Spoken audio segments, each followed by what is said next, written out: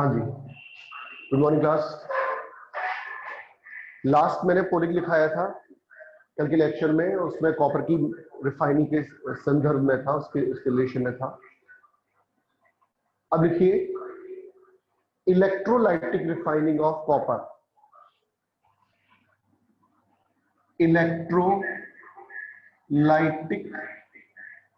Refining of copper लिखे।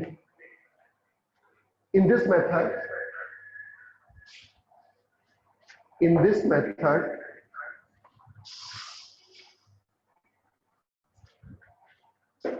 impure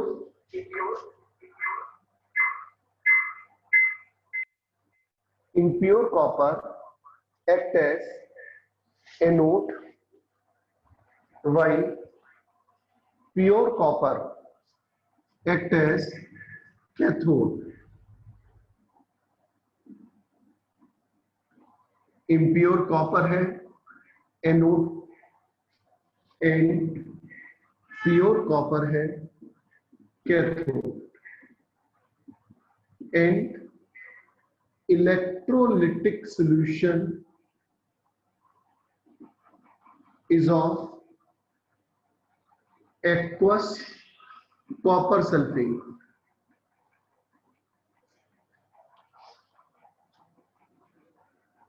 When current is passed, copper from anode get dissolved. Copper from anode get dissolved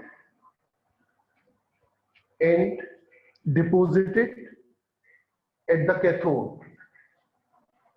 Deposited at the cathode. देखिए यहां पर copper की metallurgy समाप्त हो जाती है। अब एक और इंपॉर्टेंट पॉइंट दिखाकर हम इसको फिनिश करेंगे। उसके बाद लास्ट में Zn की मेटलर्जी करके, एल्यूमिनियम की मेटलर्जी आज खत्म करके ये चैप्टर भी आज फिनिश हो जाएगा और कल की छुट्टी रहेगी और संडे को इस यूनिट का असाइनमेंट सॉल्व करवाया जाएगा। तो आप कल तक इस चैप्टर को पूरा याद कर लें और संडे की क्लास में इस चैप्टर का असाइनमेंट सॉल्व कराएंगे आकाश या एलएन की बुक से। अभी आकाश की बुक से कराएंगे इस चैप्टर का असाइनमेंट। तो आपका जॉब ये है कि कल तक इस चैप्टर को पूरी तरीके से याद कर लें। हाँ जी, इसमें आज मैंने आपके व्हाट्सएप ग्रुप पर कुछ बेसिक चीजें आज भेजी हैं सुबह मॉर्निंग में। उसमें कई टेबल्स हैं, जब जब आपको मौका मिले उस टेबल को आप पूरा याद करिए। एलॉय के टाइप लिखे हैं, परसेंटेज लिखी है, तो आप थोड़ा थोड़ा करके उन टेबल्स को खत्म करते जाए। जैसे आज एक टेबल कर ली, कल एक टेबल कर ली, इस तरीके से लर्निंग है, फैक्चुअल है।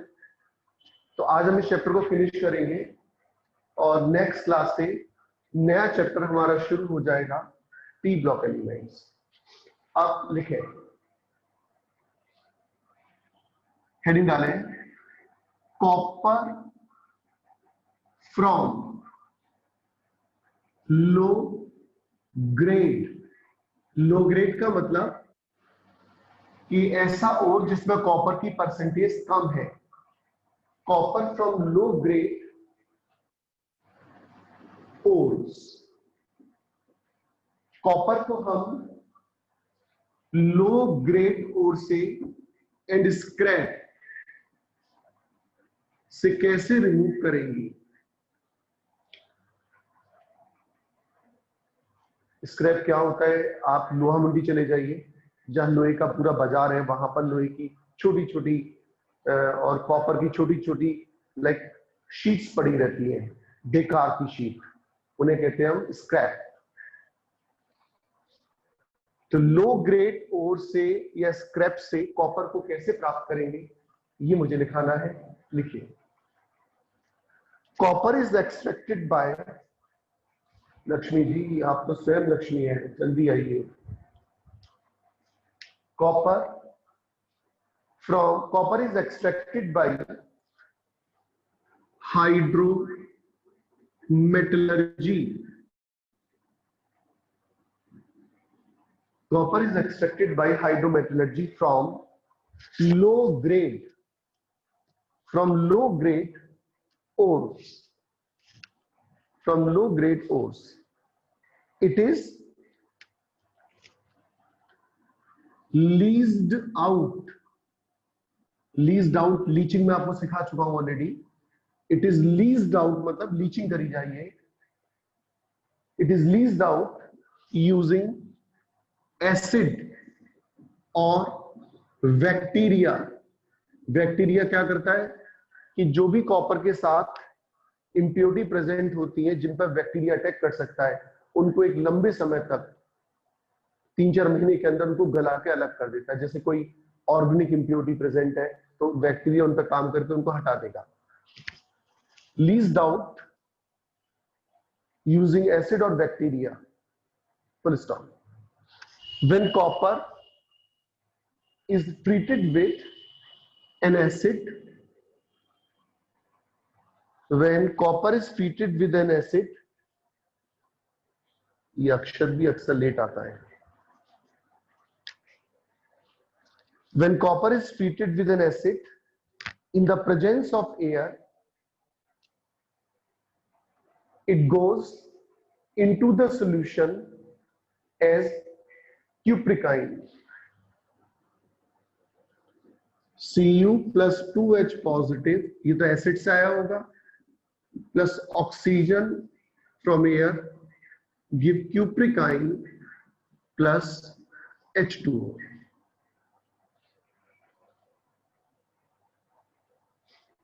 तो यहां पर क्यूप्रिकाइन बन जाता है. आगे लिखें, द सोल्यूशन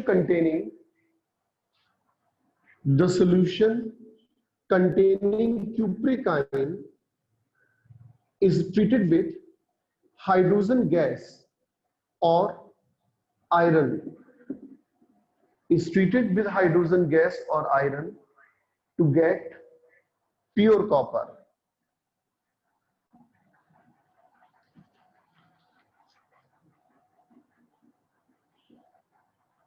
रिएक्शन है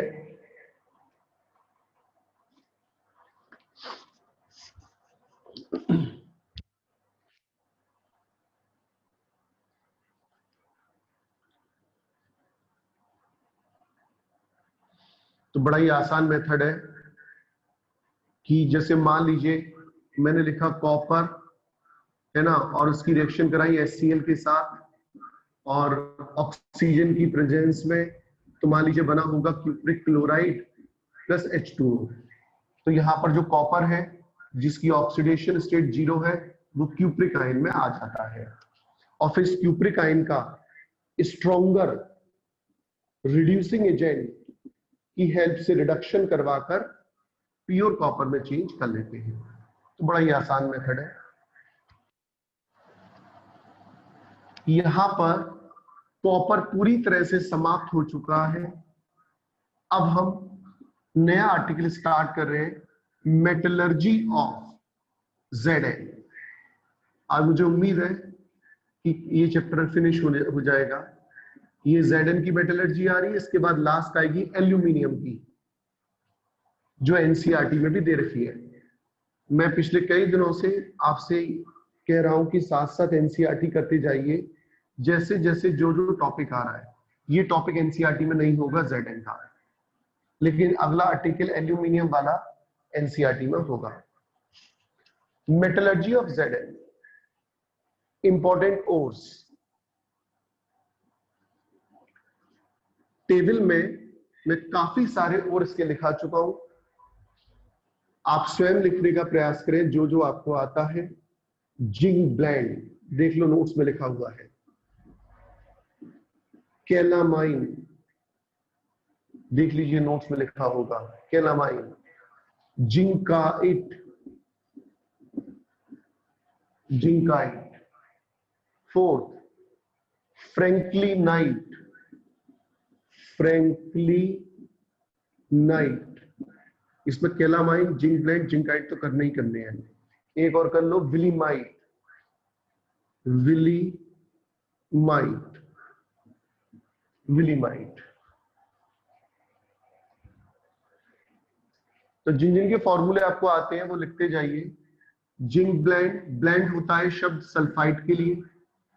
आइट, जिंकाइट शब्द होता है ऑक्साइड के लिए। कैलामाइन होता है कार्बोनेट का और ZnCO3। अब आइए फ्रैंकलिनाइट में ये आयरन ऑक्साइड के साथ कॉम्बिनेशन में होता है, ZnOFe2O3। और लास्ट इज विलीमाइट, ये अपना सिलिकेट बनाता है, Zn2SiO4, जिंक सिलिकेट, सिलिकेट। तो zinc blende, calamine, zincite, franklinite, विलीमाइट।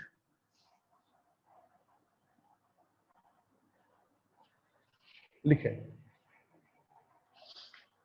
The main ore of zinc blende, the main ore of Zn is zinc blende. अगर मैंने आपसे ये कह दिया कि मेन ओर जिंक ब्लेंड है, तो इसका मतलब ये हुआ कि आप इसकी कॉन्सेंट्रेशन सल्फाइड से कराएंगे।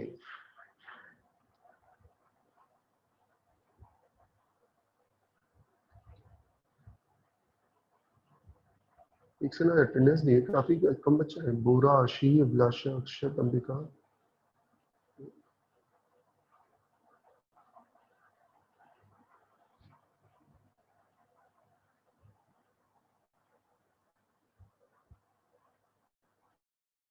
हाँ जी, देखें,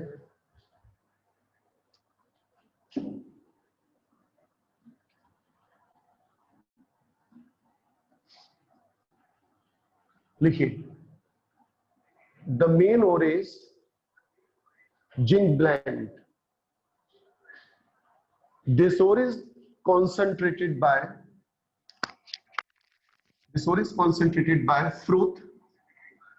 froth flotation method. Froth flotation method. Next point, concentrated ore is roasted. Concentrated ore is roasted by passing excess of air or oxygen, so that sulfide ore converts into oxide ore. Oxide ore.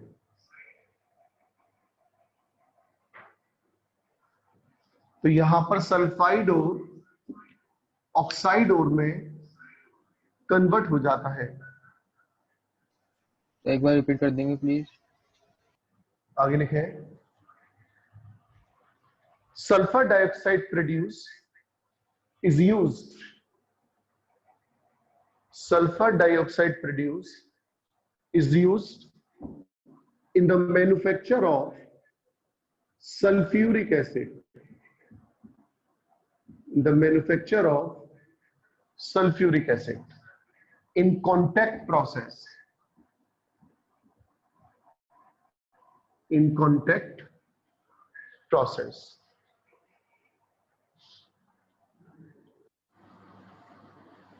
अब लिखे, reduction of ZnO by coke. Coke की help से इसका reduction,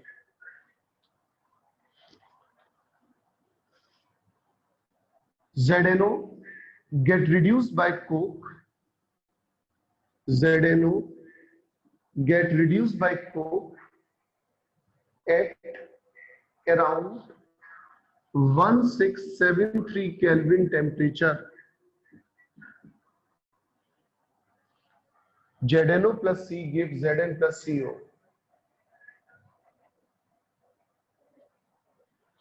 The vapors of Zn are condensed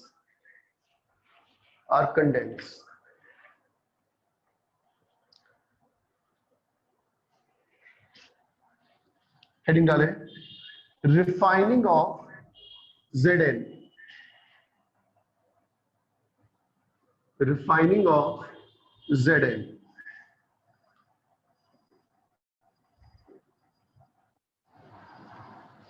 Zn की refining कैसे करेंगे? First method by fractional distillation,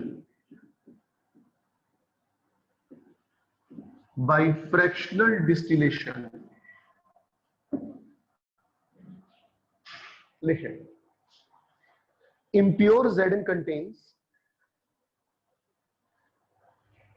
एक second भाई, ये बच्चे लेट कैसे आ रहे हैं? कनीशा जी लेट कैसे आ रही हैं?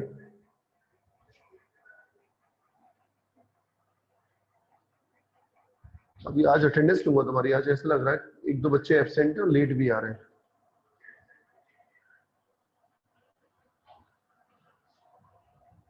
ये Zn की मेटलर्जी करा दूं, उसके बाद अटेंडेंस लूंगा। भाई फ्रैक्शनल डिस्टिलेशन में लिखे हैं impure Zn contains impurities of cadmium and lead,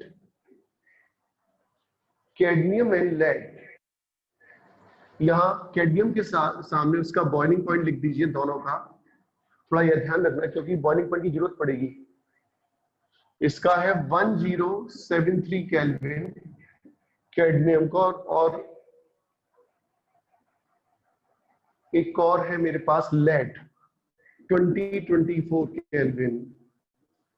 कुछ आयरन की भी इंप्योरिटी हो सकती है, उसका भी लिख लो, उसका तो बहुत ज्यादा है, 3000 से भी ऊपर है, 3273 3273 केल्विन।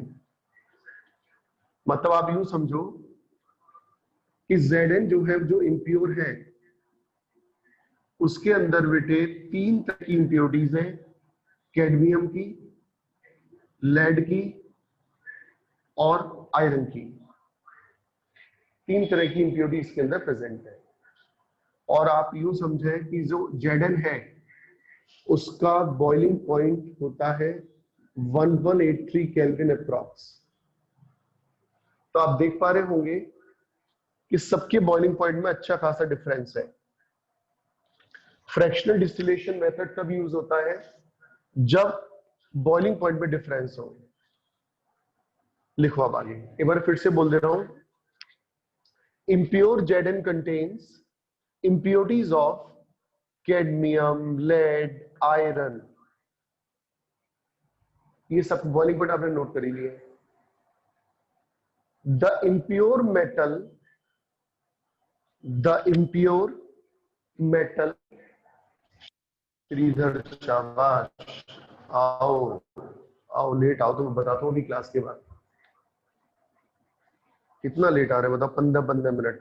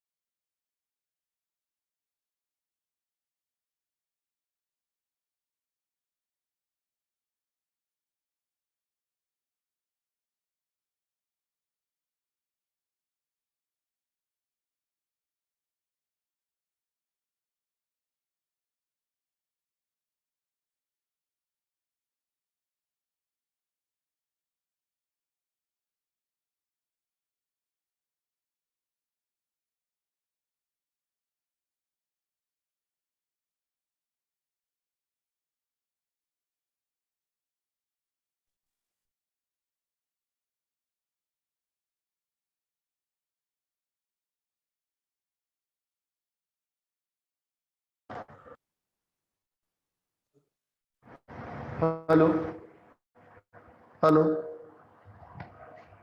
वैसे इस बैच के सभी बच्चों को ये पता है कि क्लास टाइम में जैसे कोई बच्चा वेटिंग में चला जाए तो फोन नहीं करते, एक बच्चे को पता नहीं होगा इसलिए उसने फोन किया अभी अभी मेरे को। ठीक है, देखिए मेरे को अभी जैसे किसी बच्चे ने ओके करा ना तो मेरे को दिख गया वहां। तो कोई बच्चे वेटिंग में आ जाए तो तुरंत व्हाट्सएप पे डाल दे, बच्चे देख लेते हैं। हाँ जी लिखिए।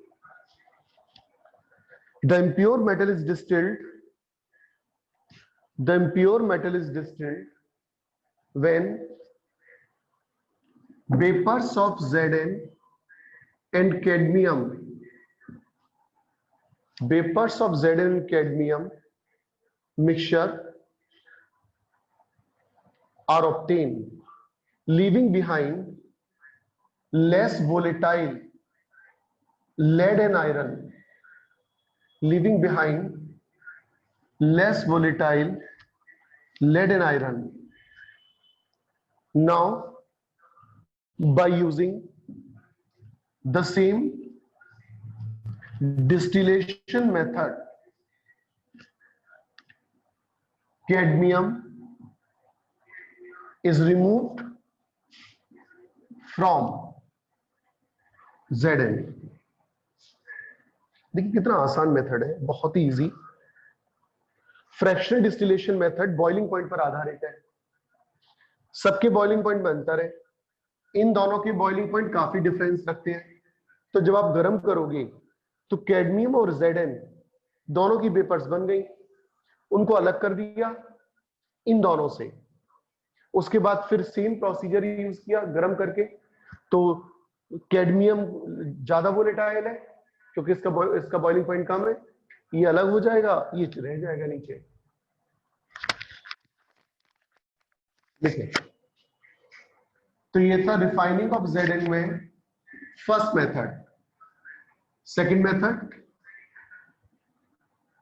हमेशा की तरह electrolytic refining,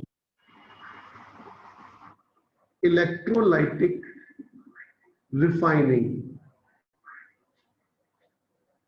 impure Zn anode है, प्योर Zn कैथोड है, and electrolytic solution is of ZnSO4। तो इलेक्ट्रोलाइटिक सोल्यूशन ZnSO4 का हो जाएगा। और उसके बाद जैसे कि आप जानते हैं हर बार की तरह एक ही बात कि ये एनोड है जो इम्प्योर Zn का बना हुआ है, impure Zn, cathode pure Zn, solution is of ZnSO4। और जब आप करंट पास करेंगे तो यहां से Zn डिसॉल्व होकर सॉल्यूशन में आ जाएगा और यहां जाकर डिपॉजिट हो जाएगा।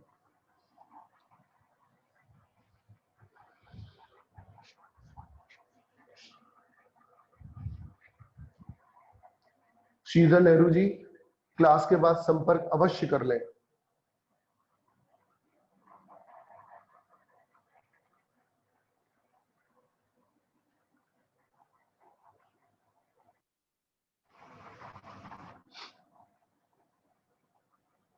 अगर आपने नोट कर लिया हो तो ओके करिए।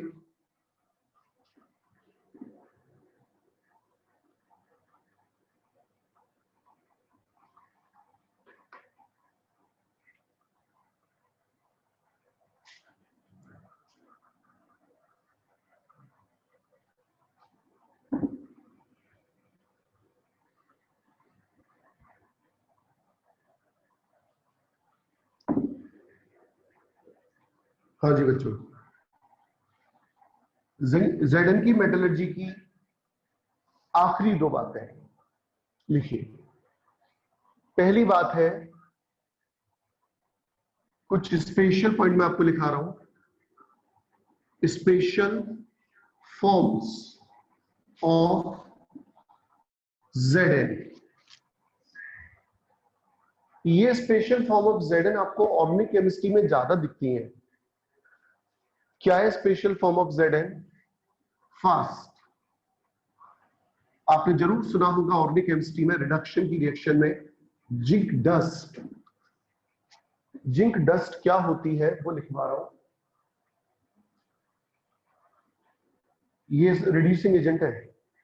It is prepared, zinc dust is prepared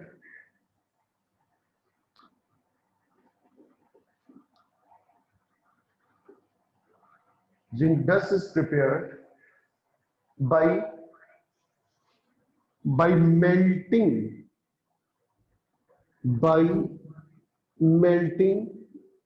Zn solid, by melting Zn solid, and then atomizing, spelling check करें बोर्ड पर, एटोमाइजेशन। थर्मोडायनामिक्स में आती है ना एंथैल्पी ऑफ एटोमाइजेशन। इसी क्रिस्टल लैटिस को जब हम ब्रेक करते हैं उसके एटम्स में तो कहता है एटोमाइजेशन। जैसे फिर आपसे सुन लीजिए, जैसे कोई क्रिस्टल है, मेटल क्रिस्टल है, कोई भी कुछ है, क्रिस्टल लैटिस, ये सब Zn है मान लीजिए। जब आप इसे हीट करेंगे तो सारे Zn के एटम अलग अलग हो जाएंगे।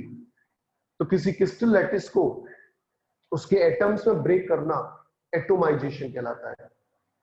हाँ, तो आपने लिखा होगा, अब मैं देखिए आपको समझाने में रह गया। Atomisation, it with blast of air.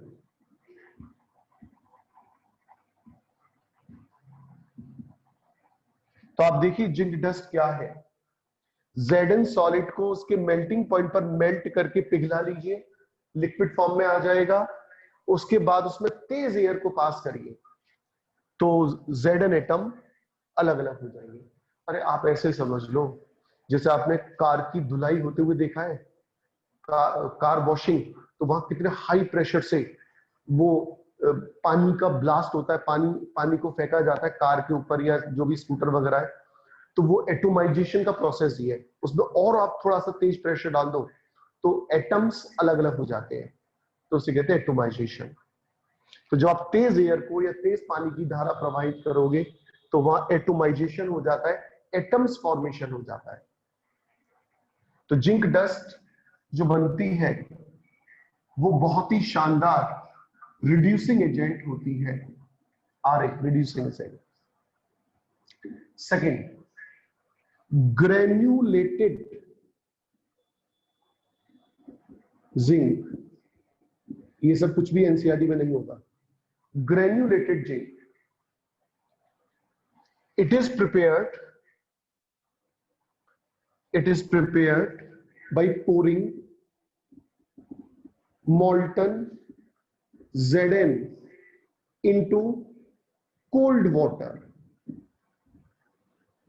Granules बन जाएंगे Zn के, तो पिघले हुए Zn को ठंडे पानी में अगर आप डाल दें तो you will get granules, granulated Zn। ये भी एक रिड्यूसिंग एजेंट होता है, powerful.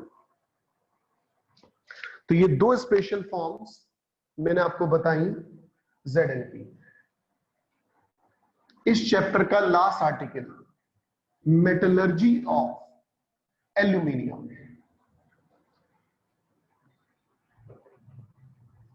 Metallurgy of aluminium NCERT के लास्ट में आप देख पा रहे होंगे, वहां उन्होंने एक डायग्राम बना रखा होगा एल्यूमिनियम की मेटलर्जी का। आप देखिए वहां पर इलेक्ट्रोलाइटिक प्रोसेस उन्होंने दिखा रखा है, उसको ओपन करके रखिए, उसमें से भी पढ़ते जाइए और जो मैं करा रहा हूं उसे भी पढ़ते जाइए। सिलेक्शन की कल्पना भी मत करिएगा। मेटलर्जी ऑफ एल्यूमिनियम लिखे।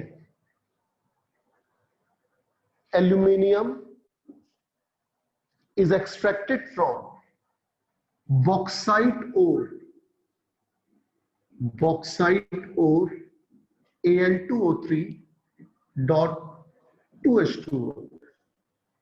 आपने देखा होगा, मैंने इसकी आपको लीचिंग का प्रोसेस करा रखा है।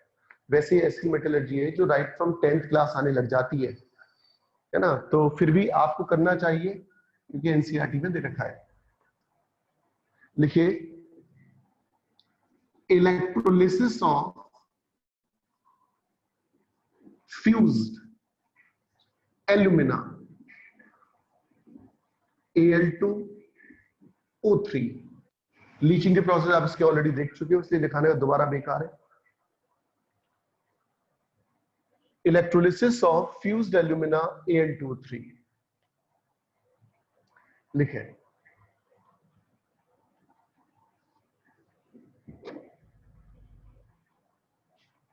यहां पर आप देखिएगा, जरा मैं आपको बेसिक बता दूं, Al2O3 के बारे में अगर आप बात करोगे तो ये ब्रेक हो जाएगा टू करंट पास करने पर 2Al3 plus 3 oxide at anode, carbon के या कोक के 3 ऑक्साइड कन्वर्ट हो जाएगा O2 में प्लस इलेक्ट्रॉन, और एट कैथोड, कैथोड पर एल्यूमिनियम आयन इलेक्ट्रॉन्स को लेगा और कन्वर्ट हो जाएगा एल्यूमिनियम मेटल में। नोट करें,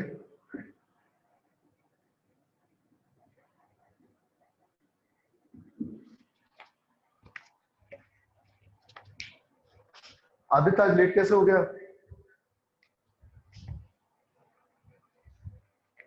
आदित्य आज लेट कैसे हो गया भाई तू?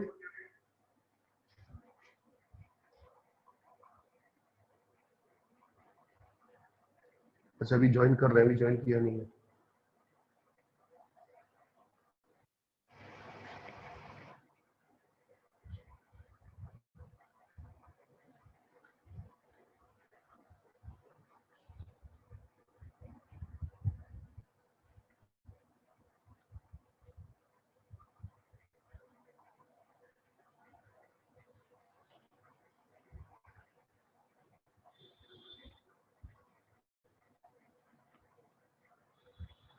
हाँ जी,